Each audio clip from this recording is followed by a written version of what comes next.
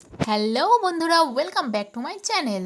তোমরা সবাই কেমন আছো? আশা করি সবাই ভালো আছো। আমাদের পুজোর শপিং তো হলো, কিন্তু গোপুর এই দেখো আমরা চলে এসেছি কালিয়াগঞ্জের মা বয়রা দশকর্মা ভাণ্ডারে। এখানে সমস্ত রকম জিনিস পাওয়া যায়। এই দেখো কত জামা, কোনটা ছেড়ে কোনটা নেই বুঝতেই পারছি না, এত সুন্দর সুন্দর জামাগুলো। এই দেখো, ওয়াও, এই পিঙ্ক কালারের এই ড্রেসটা অসাধারণ। এই দেখো আমার সাথে আছে টুসু। তো যাই হোক, অনেকক্ষণ ধরে বাছাবাছি করার পর এই নীল ড্রেসটা বেশ ভালো লাগলো। তারপরে আমি বুঝতে পারছিলাম না, তারপরে বললাম টুসু তুই দেখ, তুই একটু পছন্দ কর কিছু। শেষমেশ গোপুর জন্য প্যান্ট দেখলাম, তারপর কিছু ফটোতে পরানোর জন্য যেসব ড্রেস হয় সেসব দেখে নিলাম। আরে বাবা, তারপর এই দেখো কি কি নিয়েছি। গোপুর জন্য দুটো প্যান্ট নিয়েছি, ছোট গোপুর জন্য এই হোয়াইট কালারের ড্রেস, তারপরে সব ফটোতে পরানোর জন্য মা যা যা কিনতে বলেছিল সেসব কিনেছি।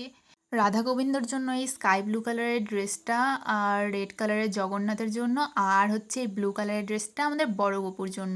টুসু বলছিল ও নাকি শাঁখাপলা কিনবে, মানে প্লাস্টিকের। যাই হোক, তো শাঁখাপলা দেখে নিলাম।